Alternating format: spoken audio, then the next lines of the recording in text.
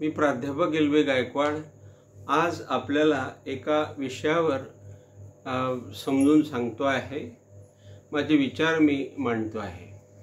हे विचार अतिशय महत्त्वाचे आहेत, कारण आज त्यांची खूप गरज आहे। प्रत्येकाला असं वाटतं की मी खूप हुशार आहे आणि माझ्यासारखं हुशार कोणी नाही।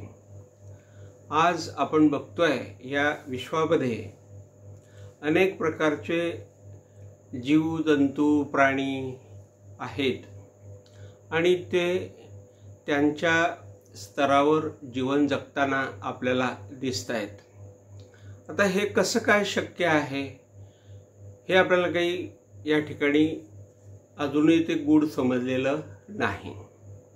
जो तो त्याच्या जीवावर ज्याच्या त्याच्या स्तरावर जीवन जगतोय, पण त्याला असं वाटतंय की हे मी करतो आहे, हे माझं जीवन आहे, या माझ्या जीवनाचा विकास मी केला असं त्याला वाटतंय।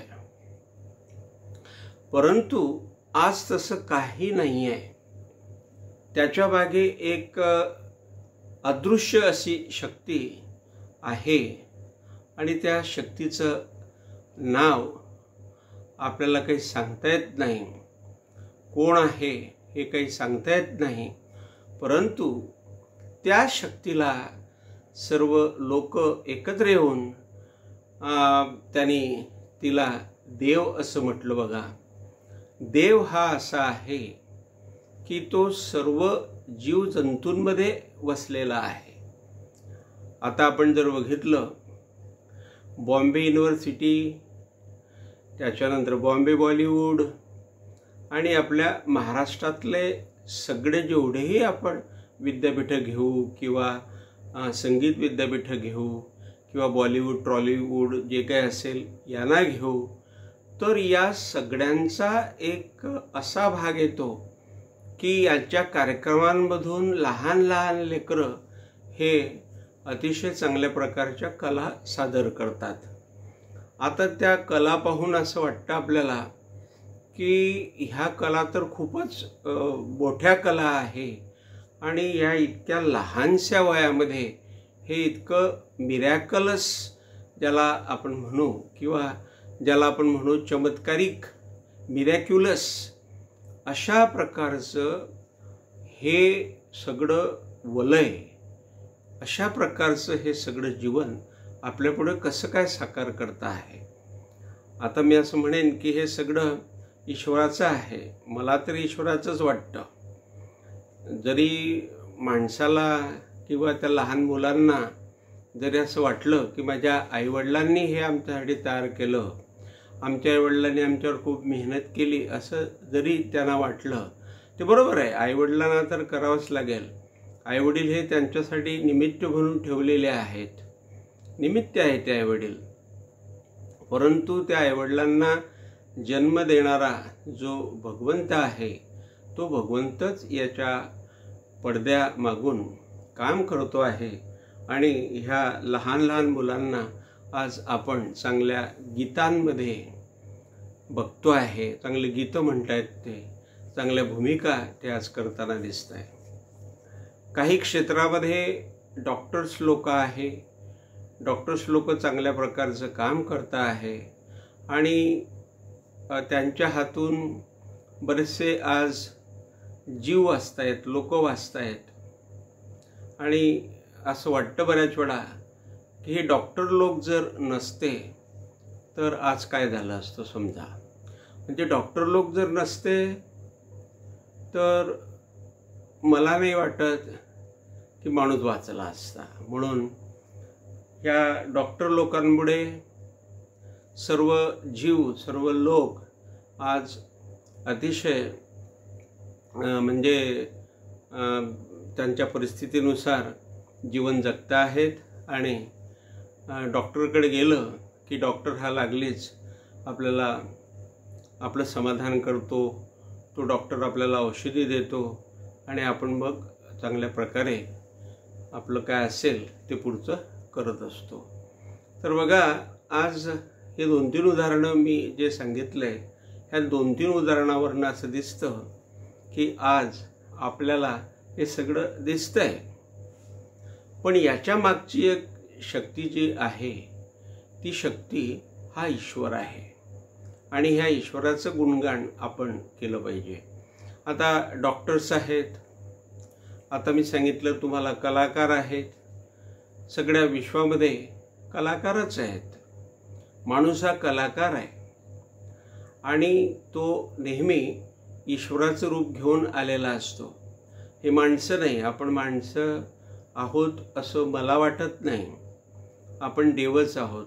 म्हणजे परमेश्वराकडून आपल्याला पाठवलेले हे आपण परमेश्वराकडून आलो आहोत आणि परमेश्वर हाच आपला निर्माता आहे हे आपण मला असं वाटतं सर्वांनी मानलं पाहिजे.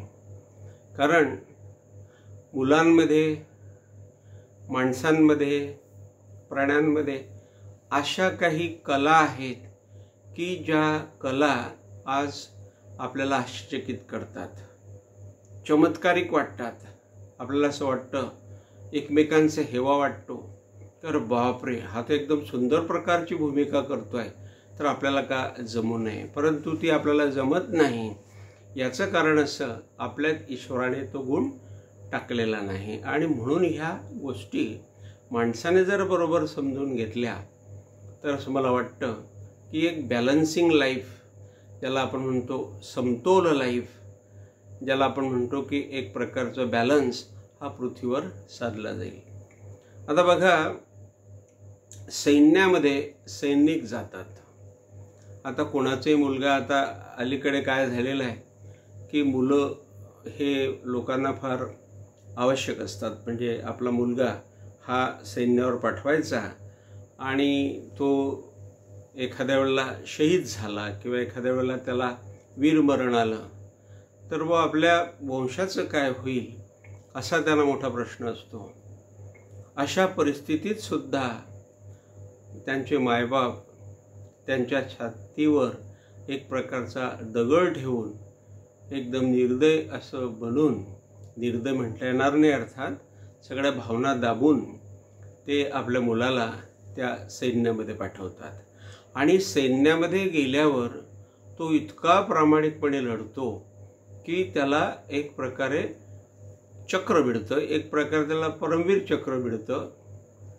तो आपल्या देशाचा एक उत्तम नागरिक होतो. ह्या सगळ्या गोष्टी ज्या वेळेला आपण बघतो, त्या सैनिकाचं ते देशप्रेम, तो देशप्रेमी, तो आपल्या देशासाठी शेवटी मरतो, असा हा एक सैनिक आपल्याला सांगून जातो की मी ईश्वराचं काम केलेलं आहे, आता तुम्ही पण ईश्वराचं काम करा. मी तर आपल्या देशासाठी मेलो, तुम्ही पण तुमच्या देशासाठी मरा. आता देश म्हणजे कोण? तर ह्या देशामध्ये राहणारी जनता. त्या जनतेच्या हितासाठी तुम्ही जगा, या जनतेच्या हितासाठी तुम्ही वागा, या जनतेच्या हितासाठी तुम्ही जन्माला आला आहात. असा एक मोठा संदेश हा आपला सैनिक देऊन जातो. मित्रहो, अशा अनेक गोष्टी आपल्याला सांगता येतील. या गोष्टी साध्या साध्या आपल्याला वाटतात. त्या सैन्यामध्ये जाणारा तो मुलगा आपल्याला असा वाटला, काय वाटलं नाही आपल्याला. तो ज्या वेळेला त्या सैन्यामध्ये गेला त्यावेळेला आपल्याला काय वाटलं नाही, कारण तो आपला कोणी नव्हता ना. तो मुलगा हा दुसऱ्या लोकांचा होता ना, तो आपला काही नव्हता, मुलगा नव्हता किंवा आपलं त्याच्याशी नातं नव्हतं. म्हणून त्याच्याविषयीची जी अतितीव्रता आहे ही आपल्याला कधी जाणवली नाही. परंतु कधीतरी आपण एकांतामध्ये विचार केला आणि एकांतामध्ये विचार करून ज्या वेळेला आपण तासनतास त्याच्यावर विचार केला, त्यावेळेला आपल्या लक्षात आलं की देशप्रेम फार मोठं आहे आणि देशप्रेम हेच सर्वात महत्त्वाचं आहे. देशासाठी, आपल्या देशाच्या मातीसाठी जीवन जगणं हे फार महत्त्वाचं आहे. स्वार्थासाठी, स्वतःच्या स्वार्थासाठी किंवा स्वतःच्या ह्या भल्यासाठी तर प्रत्येकजण हा जीवन जगतोच, ते जगायला पाहिजे पण. कारण त्याला जर स्वतःचं अस्तित्व नसेल तर त्याला ह्या विश्वामध्ये कोणीही जवळ करणार नाही. म्हणून स्वतःचं अस्तित्व असणं हे आवश्यकच आहे, परंतु ह्या स्वतःच्या अस्तित्वाच्या बरोबर इतर अस्तित्व आपल्याबरोबर फुलते आहे का नाही फुलत आहे, आपल्या अस्तित्वाचा फायदा हा दुसऱ्यांना होतो आहे का नाही होतो आहे, या गोष्टींची फार मोठी तीव्रता मला वाटते आज आहे किंवा ती तीव्रता भासत आहे. आणि ही तीव्रता आपल्याला पाहायला सुद्धा मिळते आहे. बरेचसे लोक फार सुंदरसुद्धा आहेत या बाबतीत आणि ते खूप असे अगदी देशभक्तीची पराकाष्ठा जोपासत आहेत. त्याच्यामध्ये आपल्याला दिसेल की फिल्म इंडस्ट्रीचा वाटा हा फार मोठा आहे, देशाचा वाटा फार मोठा आहे, याच्यामध्ये राजकीय लोकांचा वाटा सुद्धा खूप मोठा आहे. सामाजिक सुधारक आहेत, होते किंवा आहेत किंवा होतील, यांचाही खूप मोठा त्याच्यामध्ये वाटा राहील. आज या आपल्या भारतामध्ये मी आपल्याला सांगतो की असे काही लोक आहेत की ती लोक फार मोठे आहेत, मोठ्या मोठ्या पदांवर ते पोहोचलेले आहेत आणि आज आपापल्या क्षेत्रामध्ये ते खूप चांगल्या प्रकारचं काम करताना आपल्याला दिसत आहेत. असे हे सगळे लोक जर आपण एकत्र आणले तर यांना आपण देव का म्हणू नये. हे सगळे लोक एकत्र आल्यावर ज्यावेळेला त्यांचा मेळा भरेल, जसा की संत ज्ञानेश्वर, संत तुकाराम, चोखोबा यांचा एक मेळा भरायचा आणि त्या मेळ्याचं रूपांतर हे आज पंढरपूर आपल्याला दिसते आणि पंढरपूरला वाऱ्याच्या वाऱ्या जातात, मुक्ताबाईच्या वाऱ्या जातात आणि त्या पंढरपूरला आज काय महत्त्व प्राप्त झालेलं आहे आपण लक्षात ठेवा. आणि ते एकामुळे, आणि त्याचं नाव आहे विठोबा, त्याचं नाव आहे विठ्ठल, पंढरीनाथ महाराज की जय. तर ह्या सगळ्या गोष्टी आज आपल्याला दिसतात. तर हा जो पंढरीनाथ आहे, हा जो आपण म्हणूया ना, हा जो पंढरीनाथ आहे, हा जो शंकर आहे, हा जो ब्रह्मदेव आहे, हा जो विष्णुदेव आहे, ह्या तिघांपासून, या तिघांच्या ताकदीने जो निर्माण झालेला आपला जो श्री दत्त महाराज आहे, ह्या सगळा जो काही भाग आहे हा समजून घेण्याची फार गरज आहे. याच्यावर शास्त्रीय रिसर्च ज्याला म्हणतो, सायंटिफिक रिसर्च होणं फार मोठं गरजेचं आहे की ॲक्च्युली हे काय चाललेलं आहे. म्हणजे जे काही लोक सायंटिफिक लोक असतात, असं म्हटलं जातं की सायंटिफिक लोक हे धार्मिक गोष्टींवर लवकर लक्ष केंद्रित करत नाही किंवा त्यांचा लवकरात लवकर धार्मिक गोष्टींवर विश्वास बसत नाही. आणि ही गोष्ट खरोखर बरोबर आहे, कारण शास्त्रीय दृष्टिकोन हा आवश्यक दृष्टिकोन आहे. म्हणजे शास्त्रीय दृष्टिकोन इतका महत्त्वाचा आहे की ह्या शास्त्रीय दृष्टिकोनापायीच आपण काही रिसर्च मोठे मोठे करू शकतो आणि त्याला सत्याची बाजू असते, म्हणजे त्याला आपण म्हणतो फॅक्ट्स, ट्रूथ, सत्य, हे सायंटिफिक व्ह्यूमध्ये आहे. आणि धार्मिकतेमध्ये आपण कुठंतरी बुवाबाजी वगैरे ह्या गोष्टी बघू शकतो. आणि म्हणून मग सायंटिफिक दृष्टिकोन हा अतिशय महत्त्वाचा आहे. अशा ह्या सायंटिफिक दृष्टिकोनाच्या लोकांनी, म्हणजे जे सायंटिस्ट असतील, त्यांनी नक्कीच याचा विचार करावा आणि जो हा परमेश्वर आहे किंवा प्रत्येक माणसामध्ये असे विचित्र गुण का आहे.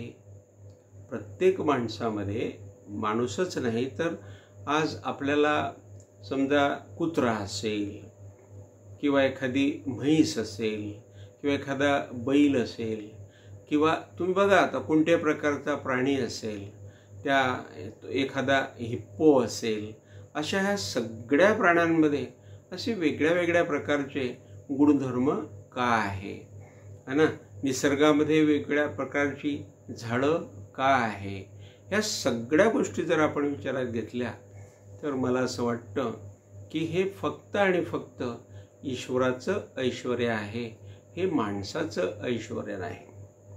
आज माणूस माणसामध्ये फरक करायला शिकतो आहे. आज ह्या गोष्टी खूप मोठ्या प्रमाणात वाढताना आपल्याला दिसत आहेत. लोक म्हणत आहेत की माणूस हा सुधारला, माणूस हा खूप पुढे गेला, लोक म्हणत आहेत असं. परंतु मी आपल्याला सांगेन की बघा, माणूस हा सुधारला असं लोक म्हणत आहेत, आधुनिक झाला असं म्हणत आहेत, परंतु माणूस हा मनापासून नाही तो झाला, म्हणजे त्याच्यामध्ये बदल नाही झाले. तर त्याच्यामध्ये बदल न होता तो अजून त्याच्या एक प्रकारच्या, मला हे बोलावं लागेल, मला माफी असावी, मला हे बोलावं लागेल, तो त्याच्या जातीयतावादामध्ये हा जास्त गुरफटलेला आपल्याला दिसतो आहे. तर खरोखर जातीयतावाद हा मोठा आहे का निसर्ग मोठा आहे? लक्षात घ्या. तर आपल्याला उत्तर मिळेल की निसर्ग मोठा आहे. आधी निसर्ग, त्या निसर्गामध्ये मानवाची निर्मिती झाली आणि त्या निर्मितीपासनं आज आपण आहोत. आणि आज आपल्यामध्ये हा जो जातीयतावाद आला, हा जातीयतावाद आपल्यामध्ये चुकीचा आहे असं मला वाटतं. कारण आपल्या आधी कोण होता? निसर्ग होता. निसर्गामध्ये बघा वेगवेगळ्या प्रकारचे झाडं, झुडपं, पक्षी सगळेच आहेत, नदी, नाले हे सगळेच आहे. आणि म्हणून जणू काही असं मला वाटतं, मला आपण माफ करायला मान्य आहे मला, परंतु मला असं वाटतं की निसर्गामध्ये जो हा वाद आहे, समजा त्याला आपण निसर्गवाद म्हणू, हा वाद ह्या निसर्गापासून माणसामध्ये आला. हा वाद निसर्गाने माणसाला दिला आणि माणूस हा अशा प्रकारे मी सांगेन की जन्माला आला आणि त्याची एक वस्ती निर्माण झाली. कदाचित 2 भाऊ आधी असतील, 2 भावांचं जमलं नाही आणि त्याच्यामुळे या ठिकाणी आज आपल्याला हे वादविवाद दिसतात. परंतु हे वादविवाद कोणत्याही प्रकारे वादविवाद नाही, हा जातीयतावाद नाही, तर मी म्हणेल की हा बंधुवाद आहे. ही एक प्रकारची कौटुंबिक देशभक्ती आहे. एक कुटुंब वाढते आहे, दुसरं कुटुंबसुद्धा वाढलं पाहिजे. एक देश वाढतो आहे तर दुसरा देशसुद्धा वाढला पाहिजे.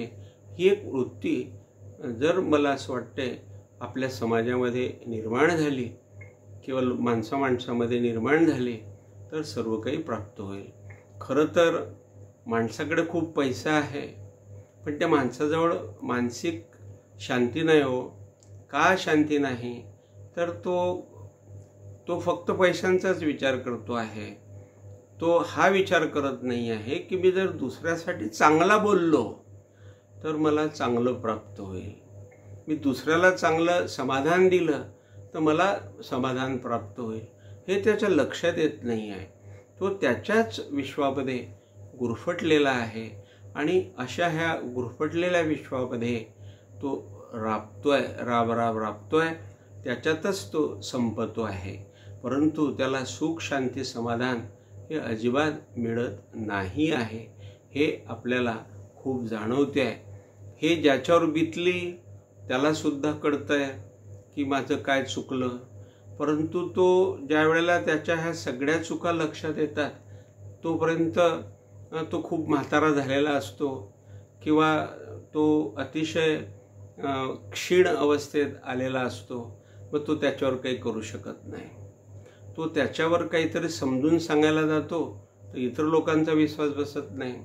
कारण मग इतर लोक म्हणतात, अरे हा काय सांगेना आपल्याला, कारण याने तर असे दिवे लावलेले होते, याने असं केलेलं होतं, त्याने तसं केलेलं होतं, असं मग लोक बोलायला लागतात.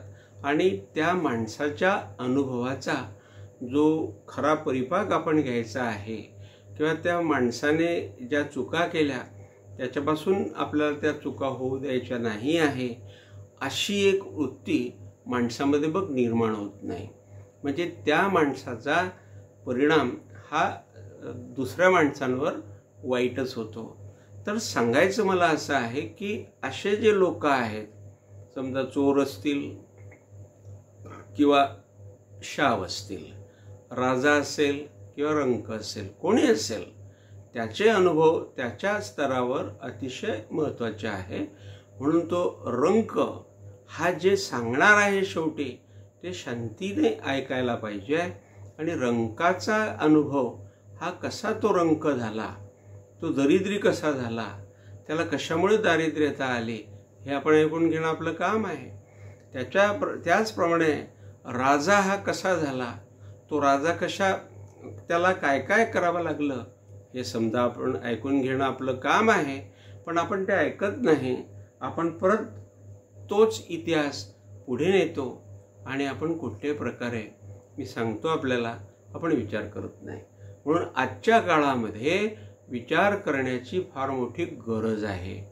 जो विचारी असेल, ज्याच्यामध्ये द आर्ट ऑफ अंडरस्टँडिंग असेल, ज्याच्यामध्ये द आर्ट ऑफ थिंकिंग असेल, ज्याच्यामध्ये द आर्ट ऑफ बिहेवियर असेल, ही माणसं दुसऱ्यांना सुख शांती समाधान देऊ शकतात. आणि त्यांच्यामध्ये ह्या गोष्टी नाही तर एक लक्षात घ्या, असं वाटतं की अशी लोक फक्त दुःखच देऊ शकतात, हे आनंद देऊ शकत नाही. आता आनंद द्यायचा असेल तर दुसऱ्यासारखं व्हावं लागेल, आपल्याला दुसऱ्यासारखं व्हावं लागेल. म्हणजे आता माणसाचा जन्मच हा मुळात आनंद देण्यासाठी झालेला आहे. एका माणसाला असं वाटलं की देवा मी तुझी एवढी भक्ती करतो आहे, देवा मी तुझी एवढी भक्ती करतो आहे, तू मला काही आनंद देत नाही. त्यावेळेला परमेश्वर त्याला म्हणाला, अरे बाबा तू माझी भक्ती करतो आहे, पण मी सांगितली तशी नाही करत आहे ना, तू तुझ्या स्वार्थाने ती भक्ती करतो आहे. तर तुझ्या स्वार्थामध्ये तू गुंतलेला आहे. तुझी भक्ती आहे आणि तिच्या मागे स्वार्थ आहे. तर माझी भक्ती जो स्वार्थातून करेल त्याला काय प्राप्त होईल, मी म्हणतो त्याप्रमाणे जर भक्ती करत असला तू तर तुला प्राप्त होईल. तर ईश्वरसुद्धा शेवटी आपली जबाबदारी घ्यायला तयार नाही आहे. म्हणजे ज्याने हे विश्व तयार केलं, जसं आपल्या घरामध्ये वडील असतो, आई असते, मुलांना ते जन्म देतात आणि घराचं ते सगळं चालवत असतात, किंवा घराचं चलनवलन असेल ते सगळं पाहत असतात. हे सगळं चलनवलन ते पाहत असताना ते जबाबदारी स्वीकारतात, नैतिक जबाबदारी स्वीकारतात, पालक जबाबदारी स्वीकारतो, आई जबाबदारी स्वीकारते, हे सगळं स्वीकारतात. परंतु हे सगळं स्वीकारत असताना एखाद्या जबाबदारीला ते म्हणतात की बाबा रे, हे काही मी तुला सांगितलेलं नव्हतं, हे तू असं करायला नको होतं. ते दोघंही त्याला विरोध करतात, बाळाला विरोध करतील किंवा मुलीला विरोध करतील, असं ते करत असतात. तसं परमेश्वरसुद्धा म्हणतो की माझ्या मनाप्रमाणे तू चाललाय का, माझ्या मनाप्रमाणे तू करतोय का, माझ्या मनाप्रमाणे तू करत असशील तर सगळं चांगलंच होईल ना. परंतु काय आहे की तू माझ्या मनाप्रमाणे चालत नाही ना, तू तुझ्या मनाप्रमाणे चालतो. उपासना करायची असेल, देशभक्ती करायची असेल, जेही काही करायचं असेल ते तुझ्या मनाप्रमाणे करतो ना तू. म्हणून तू माझं ऐकलं का, मला जे म्हणायचं तसा तू वागला का, नाही ना. मग तसा तू वागला नाही म्हणून तुला तसं फळ मिळालं. माझी जी इच्छा आहे, मी ज्याच्यासाठी विश्व तयार केलेलं आहे त्याच्यानुसार जर तू चालत असला तर नक्कीच तुला सांगतो की माझं पाठबळ तुला असेल आणि तू माणसाचा देव झाल्याशिवाय राहणार नाही, नराचा नारायण झाल्याशिवाय राहणार नाही, असं मी तुला केव्हाही सांगतो आणि सांगत राहील, असं देवाचं सुद्धा म्हणणं आहे. तर या एकंदरीत आजच्या माझ्या ह्या स्पीचवरून मला असं सांगायचं आहे की पृथ्वीवर कशाही कला असू द्या, या पृथ्वीवर कशाही प्रकारची मोठी माणसं असू द्या, या पृथ्वीवर तुम्ही नट्या असू द्या, या पृथ्वीवर तुम्ही नट असू द्या, या पृथ्वीवर तुम्ही मोठे कीर्तनकार असू द्या, ह्या पृथ्वीवर मोठे संत तुम्ही असू द्या, तुम्ही या पृथ्वीवर मोठ्या प्रकारचे तुम्ही सत्संग असू द्या, या पृथ्वीवर काहीही असू द्या, हे मी तुम्हाला सांगतो, हे एकाच माणसाचं आहे. त्याला मी आनंदाने माणूस म्हणेल, एक मोठा सर्वात माणूस आहे असं मी म्हणेन. आणि तो आहे सर्वांचा बाप, आणि तो आहे सर्वांचा निर्माता, आणि त्याचं नाव आहे ईश्वर, परमेश्वर. तर ह्या परमेश्वराची ही सगळी कमाल आहे. म्हणून आज या विश्वामध्ये जो कोणी काहीही करत असेल त्याची ही धारणा झालीच पाहिजे की हे मी करत नाही आहे, माझ्याकडून करता करविता हा ईश्वर आहे आणि तो हे सगळं करून घेत आहे, असं त्या माणसाची धारणा असली पाहिजे. अशी धारणा त्या माणसाची जर असेल तर त्या माणसाला कसल्याही प्रकारचा रोग लागणार नाही, त्या माणसाला कसल्याही प्रकारचं टेन्शन येणार नाही, आणि तो कोणाचं वाईटच पाहणार नाही. आहे का नाही? वाईट पाहिल का मग तो कोणाचं वाईटही पाहणार नाही, कारण त्याला वाईट पाहण्याची गरजच पडणार नाही ना. कारण तो कधीही तसं त्याला अनुभवच आला नाही ना, तो तशा प्रकारे त्या परिस्थितीमध्ये घुसला नाही. वाईट कोण पाहतो? त्याला वाईट पाहायची सवय असेल तो. आता याने वाईटच पाहिलं नाही तर हा वाईट झाला कुठून? आणि म्हणून त्या माणसाला त्याचं दुःख हेही होणार नाही. कारण दुःख कोणाला होते? दुःख केलं तर दुःख होते, दुःख नाही केलं तर कसं काय दुःख होईल? दुःख केलं तर होते, नाही केलं तर कसं काय होईल? आपण जर दुःख करण्याची सवयच केली नाही तर आपल्याला दुःख कुठून होईल का? नाही ना. म्हणजे आपण जसा विचार केला तसंच होईल ना.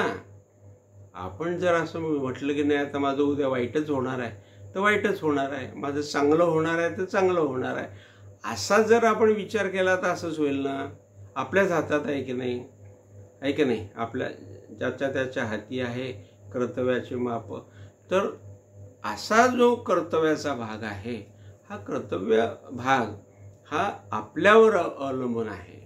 आणि हा कर्तव्य भाग जर आपण दुसऱ्याच्या चरणी ठेवला, म्हणजे ईश्वराच्या चरणी ठेवला, की आज माझ्यामध्ये जेही काही गुण आहे, मी जेही काही आज एवढ्या मोठ्या प्रमाणामध्ये करतो आहे, हे माझ्या ईश्वराचं आहे, माझ्या मोठ्या वडिलांचं आहे. माझे मोठे वडील म्हणजे निर्माता सर्वश्रेष्ठ परमेश्वर आहेत, यांची ही सगळी बनावट आहे. आणि मला काही काळ हे दिलेलं आहे त्यांनी जीवन, ते मला जगायचं आहे, आणि आनंदाने मला माझ्या ईश्वराकडे जायचं आहे, आनंदाने मला माझ्या परमेश्वराकडे जायचं आहे, माझ्या शेवटच्या भगवंताकडे जायचं आहे, माझ्या शेवटच्या आईवडिलांकडे जायचं आहे. पृथ्वीवरचे आईवडील हे जन्म देणारे असतात, पण शेवटचा जो खरा बाप असतो, याला म्हणतो आपण, तो ईश्वरच आहे, आणि त्याच्याकडे आपल्याला जायचं आहे. असं म्हटलं जातं की नद्या ज्या आकाशातम पतितम तोयम यथा गच्छति सागरम सर्वदेव नमस्कारम केशवम प्रति गच्छति. आज आपल्याला सगळ्या नद्या वाहताना दिसत आहेत, परंतु या सगळ्या नद्या आपल्याला एका समुद्रात जाताना दिसत आहेत. आणि असंच हेच चक्र जर आपण डोळ्यासमोर ठेवलं तर तो सागर जो आहे तोच एकमेव भगवंत आहे. आणि आपण सगळे हे नदी नाले आहोत, आणि या सगळ्या नदी नाल्यांना एका दिवशी त्या सागरामध्ये विलीन व्हायचं आहे, आणि त्या सागराचं नाव हे परमेश्वर आहे. म्हणून माझी सगळ्यांना विनंती आहे की परमेश्वराचा जय जयकार करावा आणि परमेश्वरानुसारच वागावं. असं जर केलं तर नक्कीच सगळ्यांचं कल्याण होईल, सगळे आनंदाने गुण्यागोविंदाने राहतील असं मला वाटतं. आजचा हा माझा विचार, आजचं हे माझं स्पीच आहे, हे आपल्याला कसं वाटलं मला कृपया कमेंट बॉक्समध्ये सांगायचं आहे. आणि हा माझा व्हिडिओ जास्तीत जास्त तुम्ही शेअर करायचा आहे. Thank you very much.